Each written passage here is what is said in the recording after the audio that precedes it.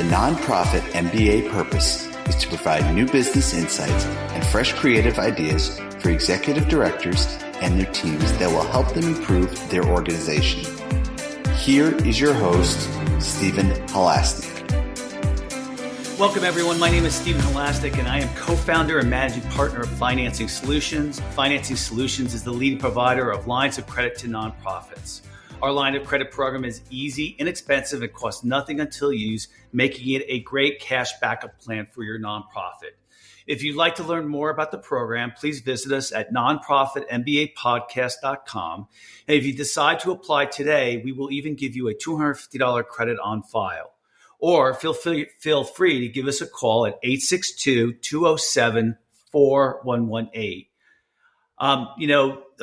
Financing Solutions has quickly over the last 10 years become the number one provider of lines of credit to nonprofits in the United States. Now, these are smaller nonprofits. So, we're getting a lot of really great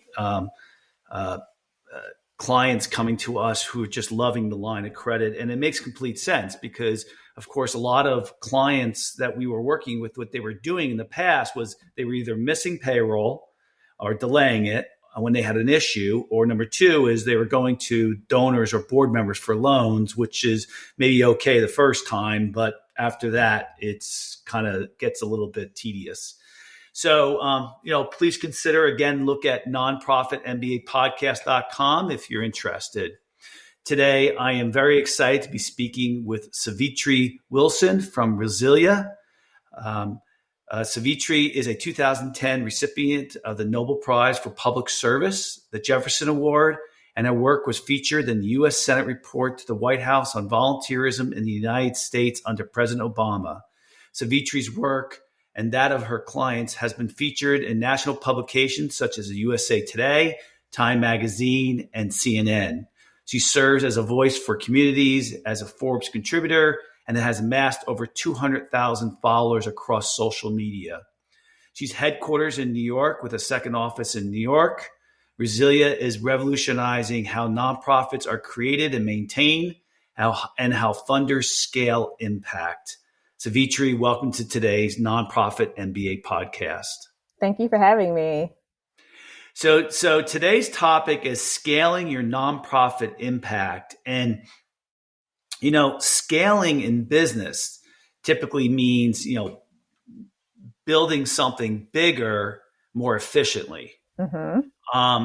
Tell us a little bit about what scaling your nonprofit impact kind of means.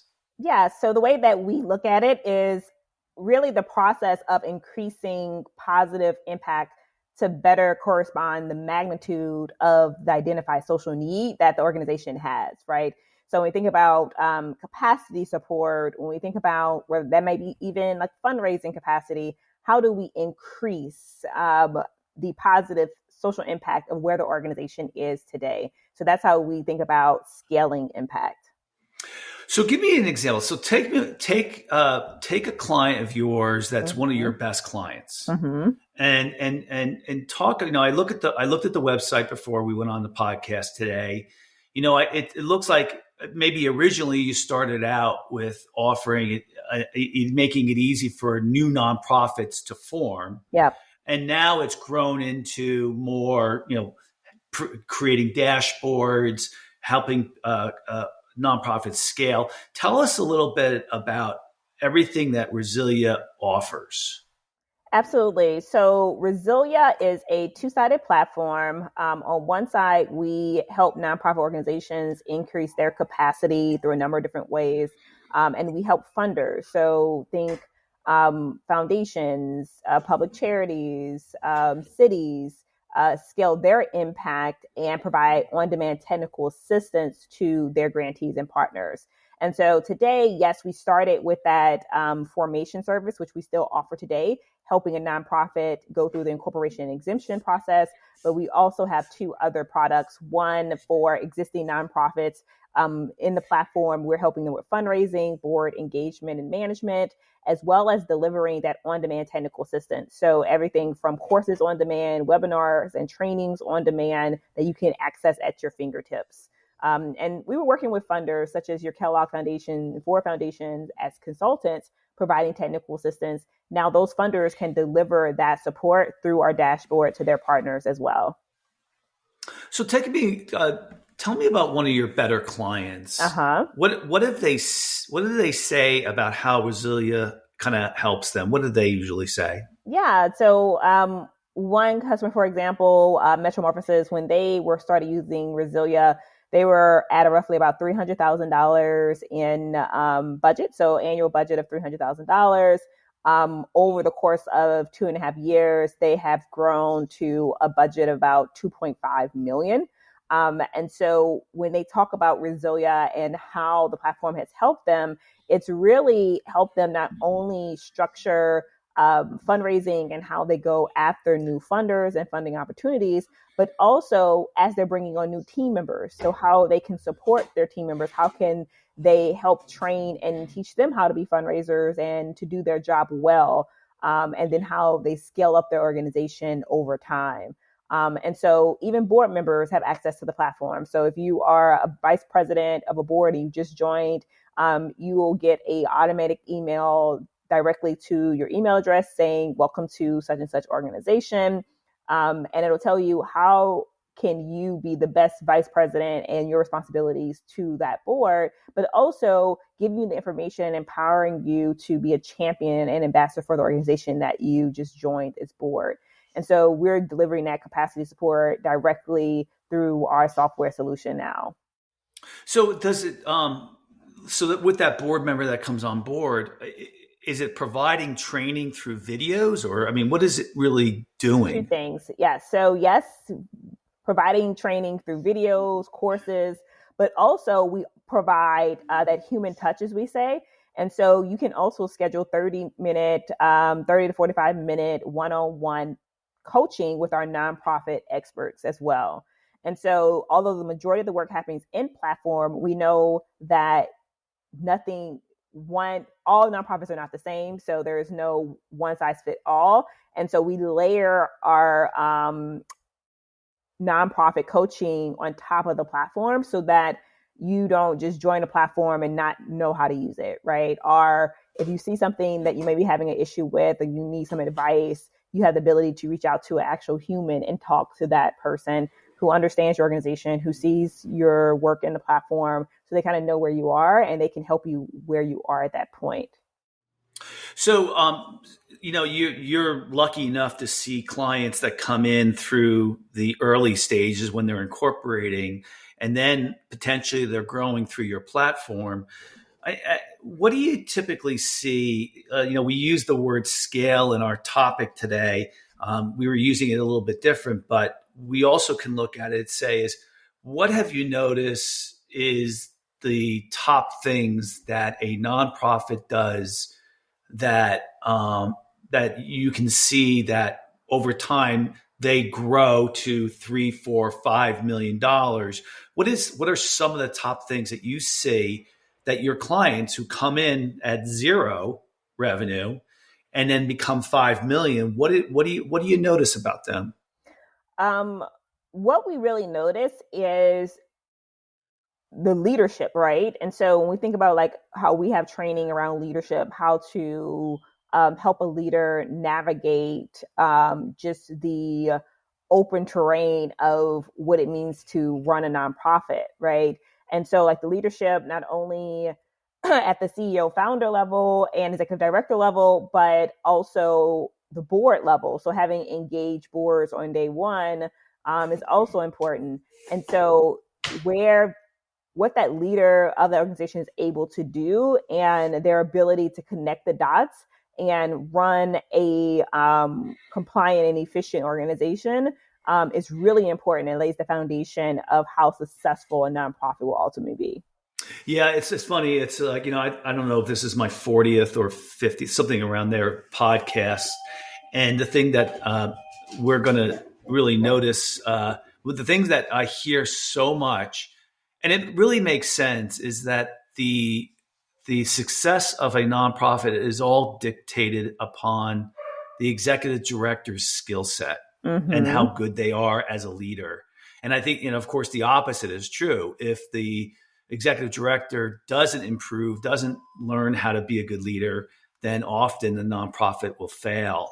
And so it makes sense, because you really think about, unless the board is bringing on the executive director, and usually early on, it's the executive director who's forming everything, right? Including the board, it's really a one-person show, isn't it? Correct. And so that leader's ability to wear a lot of hats early on and execute, and then that leader ability to hire other good leaders as well, because hiring is such a big, important piece to continue that growth and continue that scale, and having people who are capable to execute as well underneath the vision of the executive director and board is key. So, I mean, you've, I know you yourself are someone who really believes in personal development. What have you noticed the characteristics of someone that, if you looked at a couple of executive directors that have come through your system and either done well or failed, what did you notice the commonality of their personality like? What do they embrace that makes them successful or not successful? Yeah, I think that the leaders that have been most successful are the ones that, one, can get out of their way a little bit, but also the ones that look for innovative ways to access opportunities. They are very succinct in, getting in front of the right people, but not just getting in front of the right people, but it's what story are you telling, right? Like, how are you captivating a group or a funder in a way that they're going to give you money, right? And so early on, many nonprofits are going to these funders to request funding for their organization to be able to grow it. And when you're really early, you don't really have the impact numbers to show, right? Because you're starting off. So you really have to drive in on that narrative and that storytelling. And those who are really successful are able to make such a compelling story that a funder has to fund them, right? They have to give them an opportunity to get their organization off the ground because they believe so much in that leader and their ability to make change if they just have this funding. And the opposite is the opposite, right? Those who can't succinctly tell their story, they can't make a compelling case for why they should receive funding and so on. What do you do if you're not really, it wouldn't be an introvert versus extrovert as much, but it does seem that people who are introverted as an executive director typically are much better with running the programs versus going out and getting funding and donations. What do you do if you're someone who's just not really cut out for your executive director, but you're not really great at the fundraising aspect of it? What do you think you do? You have to. So I truly believe that things like fundraising can be learned, and you may not be good at it because of many different reasons, right? Like, you may be an introvert, or you may freeze up, right, if you're in front of, have to do a large presentation, but I feel like those are skills that you can obtain. And so that personal development and that training around it, I think you have to get really comfortable with accepting, like, this is something that I'm weak in, but how can I elevate this into a strength, right? How can I turn this around? And in the meantime, that's where putting people on your board that have strengths where you have weaknesses is really important, right? So you can leverage someone on your board where you brought them on because you know that's a weakness for you today. And you brought them on because that's a strength of theirs. So definitely leveraging your board for sure, and bringing on people who have those strengths. How long have you been involved with, like, nonprofits? Now probably about 17 years. 17 years. Yeah. And so what do you see in those 17 years? What have you seen that's changed? A lot of things have changed. One, we're heavy on technical assistance and capacity building. over, 10, 15 years ago. So the idea of giving funding to increase capacity inside the organization, you didn't really see it often, right? Now you're actually seeing funders saying, we probably should support nonprofits outside of just a monetary gift that has to be restricted towards this specific thing. And so I think that funders are now really leaning into other ways that they can support organizations and making money less restrictive than it has previously been. And so that's something that I see. That's something that I'm definitely seeing, how funders are thinking about how can we support our organizations versus just writing a check and checking in on them when it's time to update a report. Yeah, I did a really good podcast with a guest who said that, one of the mistakes that he sees a lot of nonprofits make is when they're getting big donations or asking for big donations, that they don't ask enough for it to be coming in as unrestricted, so that they can use it. The biggest mistake that he sees small nonprofits make, I think it was she said, was that nonprofits try to run too I don't tight. It's not the right word, but they're in order for them to grow and scale. Let's use that word, scale. They have to hire staff. Yes. And they don't do a great job on getting that money toward internal operations, which allows them to grow, which allows them to help more people or services or social causes. Yeah. You see the same thing? Yes, I think that is changing. And I think historically, because funders they wouldn't fund it, right? They wanted all the money to go for non-operational expenses. And so I think some nonprofits just became conditioned to think that if I ask for it, they'll tell me no, and I won't get anything then. And so I think that might be a fear of organizations. And so I think it's important for funders to say, you actually need money for operations. You need money to hire people. You need money for training your team members. You need money to make sure that you're able to successfully do the impact of your work. And so I think oftentimes nonprofits, they don't include those things. And then when they get into the work, they're like, oh, wait, we actually need this other stuff. And so I always tell organizations, like, make a request for a change, right? Like, you can actually ask your funder to say, yeah, we know we said that we allocated $50,000 over here, but we really need to move $15,000 of that over here. Can we do that? And this is our proposed reason why we need this change to happen. You'll be surprised at how many funders will say, yeah, that actually makes sense. Yeah, I think especially too, when you're talking to, if your donor is a business person, I think business people really get that.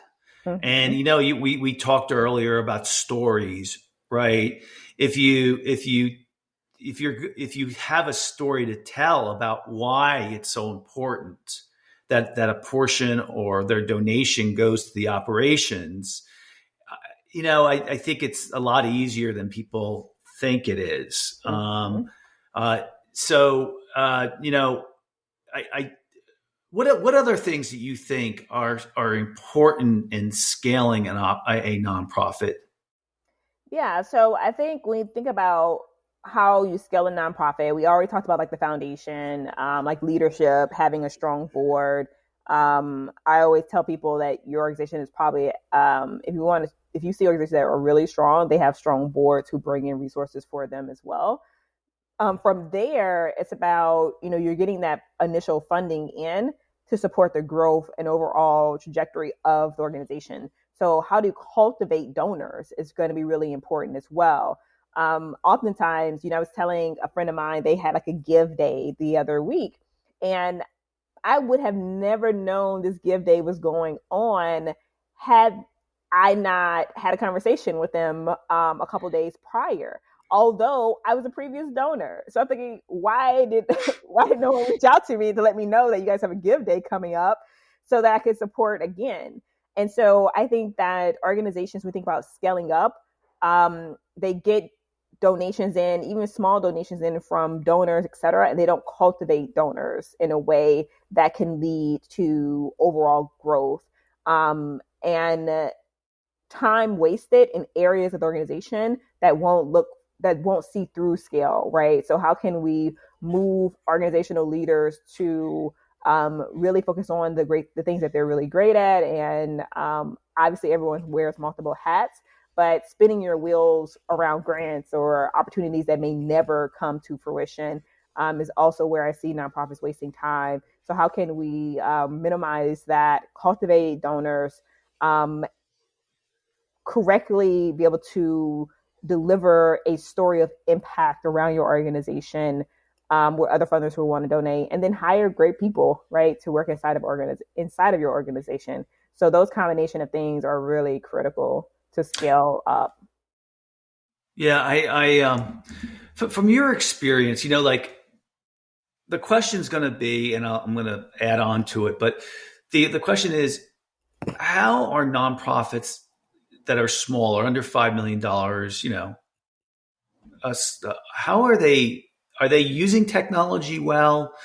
Because, there's great CRM software specifically made for nonprofits. There is great fundraising software that's, that you have and that other people have that is really great. There is communication software that's out there to specifically get the word out and in different formats, in different ways.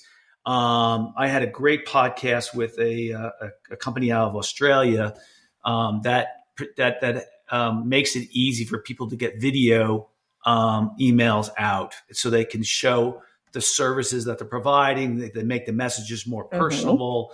So do you find that nonprofits are embracing, and this is not a leading question, I don't know the answer, are nonprofits embracing technology well? So I actually think 2020 forced technology on nonprofits in a way that it had not done so in the past. 2020, we had nonprofit organizations who had never used Zoom before, had never, communicated in this way before. And I think ultimately people were like, you know what, this tech thing isn't so bad. It actually may save time and energy after all for some of the things that we were doing that we could have just communicated via this digital world that we had not been doing. We're so paper and pen. We're so, use Excel sheets and a endless stream of email communications, right? And so I think 2020 helped move nonprofits over into this tech for good world and this more digital world that we are in. And previously, nonprofits were known to be very reluctant to adopt technology, and the tech space in general for the nonprofit space very antiquated and dated. And so I think that the horizon and the future of tech for good is very bright. And I do think that 2020 and the pandemic helped push that faster than it would maybe have gone otherwise. The Resilia software, you had said something before I wanted to ask you a question about, and that is, you said that it's like for training for a new board member. Are you using the consultants that work at your organization, or do you bring in an outside independent consultant who specializes in a particular area? Yeah, so a lot of our trainings are on demand, so you can access it via at any time, so without a human person. Or the nonprofit coaches you can utilize, those are humans, right? So you can actually talk to someone. And they're actually on our team, so they're actual full-time team members of Resilia, and that's kind of what they do every single day, right? They talk to nonprofits and they build content and curriculum for nonprofits based on what they're hearing and seeing and the need. In certain instances, we will bring in outside experts who this person is such an expert in this space and we want to access their knowledge. And so we'll work with them to create content for our platform and for our users. So what doesn't Resilia do now that you think that you're probably going to add down in the road? So something that we want to add is this ability to, as we say, scout. And so on the tech side, we have this thing called scouting, where investors we'll hire people to go out and scout and find startups, right, for them to invest in. On the nonprofit side, for foundations, they do that as well, right? So Bloomberg Philanthropies, they have consultants, and those consultants' jobs are to go out and find new projects for them to fund. Well, Wow. the issue with that is that people generally scout from their own network. And so that in itself creates inequity in a way that isn't conducive, isn't, supportive of anyone. And definitely not what we feel is like the future of philanthropy. And so we have the funders on our platform and we have the nonprofits on our platform. So for us to be able to make recommendations to funders of organizations that are meeting their criteria that may have never had the opportunity to get in front of them, that's something that we want to power our platform to do in the future. Yeah. Yeah. How many people work at Resilia now? So we currently have about 36 people on our team. Uh-huh. And I feel like we probably ask someone every other week. So Yeah. we've grown significantly over the past year and a half, going from like 12 people to now close to 40 within like a year and a half's time. Yeah.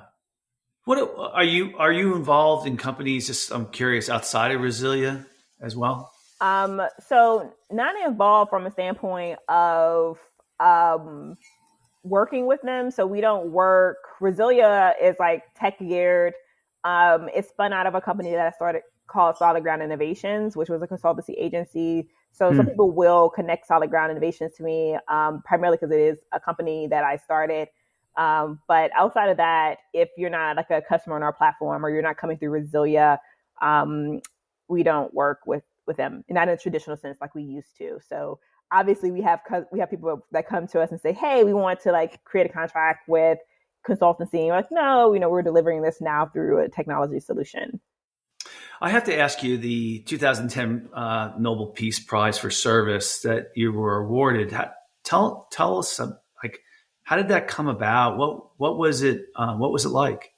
Yeah, so the Jefferson Award is something that was established years ago by Jackie Onassis to recognize individuals in public service, right? So we were working on a program called Catch, so Caring and Actively Teaching Children Hope.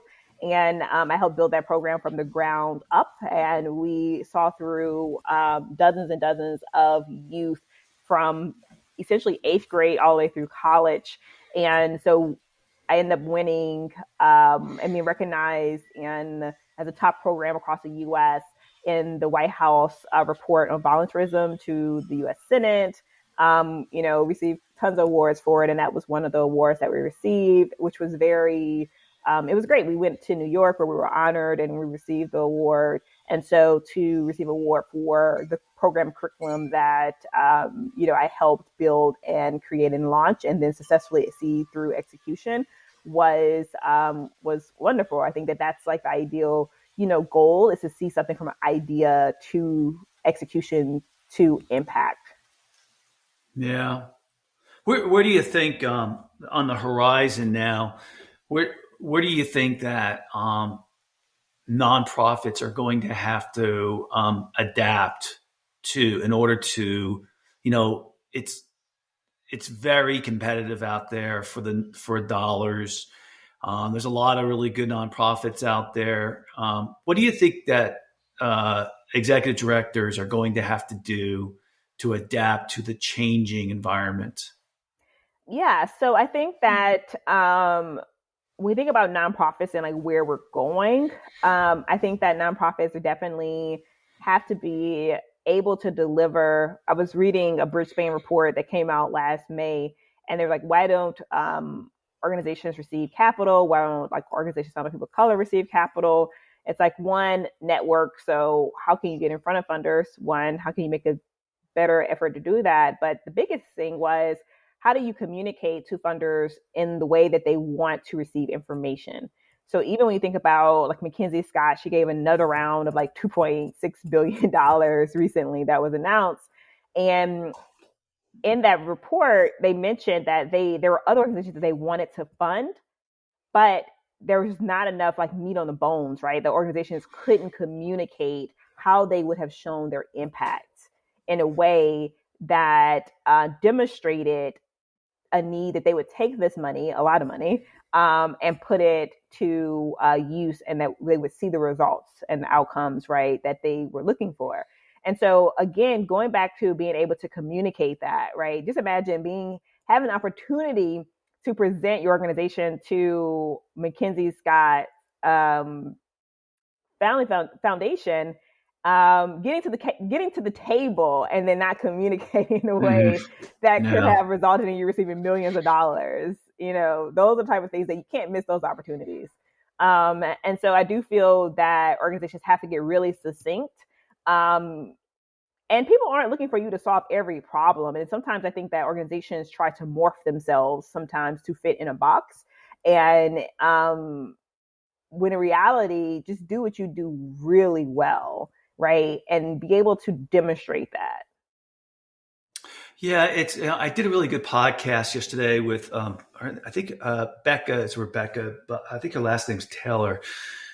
And she's a consultant that specializes in strategy with nonprofits. And, we were talking it was all about story, building your story. And, I don't think there's a podcast that doesn't go by where it isn't mentioned about how important it is to build a story. But I think the key ingredient here is you're not just building a story to get money and get donations, but you're also building a story to get everybody in your organization on the same page and on the same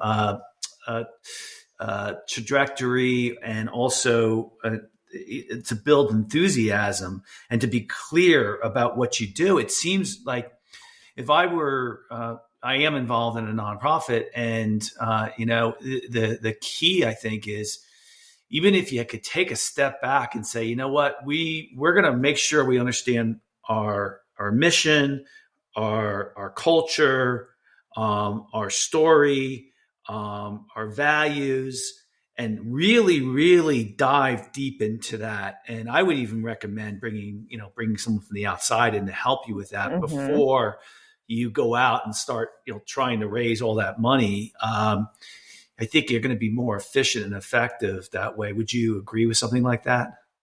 Absolutely. I think that, and that's what I meant like earlier about running in circles, right? And so to get organized and get very clear about what it is you are doing, what it is you're raising money from, and who you're going to go out and raise money from is so important. Otherwise, you waste so much time. You're just kind of free for all, right? You're just going after anything, and you just want things to be succinct. You want things to be very clear, and you want to communicate very similarly across applications, across proposals, across your website. Your board should have the same messaging. Your team members should have the same messaging. And so I think you really have to make sure that those things are really tight before you just kind of go out there and go at it, because you just don't want to waste time. Yeah.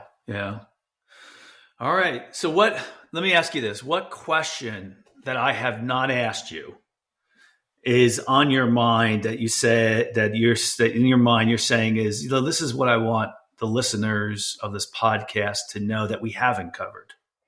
Yeah. So from our platform, we have 3 products, but we also have a product where it's free, right? So it's free to any nonprofit to get on the platform and access resources, some of the trainings that I talked about as well. And so I would definitely, if you're a nonprofit and you're listening to this, definitely, go to Resilia and give it a look and see how you can use it. And, you don't have to pay anything to do that. Yep. And that's Resilia.com for those out there. So that's really all the time we have for today. I would like to thank so very much Sevetri Wilson from Resilia for coming on today's podcast. If you like today's podcast, please feel free to share it with a friend, and also subscribe on your favorite podcasting app.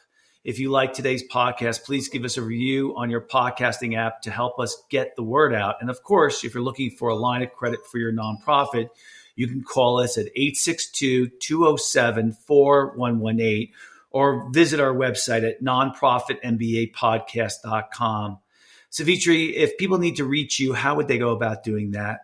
Yeah, it's pretty easy to find me. You can always email me at Sevetri@resilia.com. So that's RESILIA.com.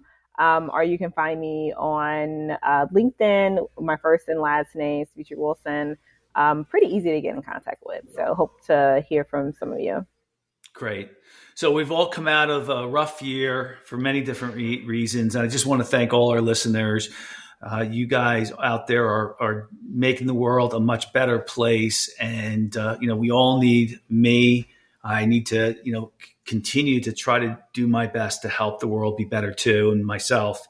So I just want to say thank you for all the work that you guys do out there. I think the Nonprofit MBA podcast is so the guests that we have, like Sevetri, are just fantastic. If you listen to every single one of these podcasts, these experts are really, really great at telling you what you need to do, and it's free. So I advise everybody out there, listen to the podcast, and let other people know as well. It's become very popular, and it's great to have something out there that's giving back. Everybody have a fantastic day. Thank you. Thank you.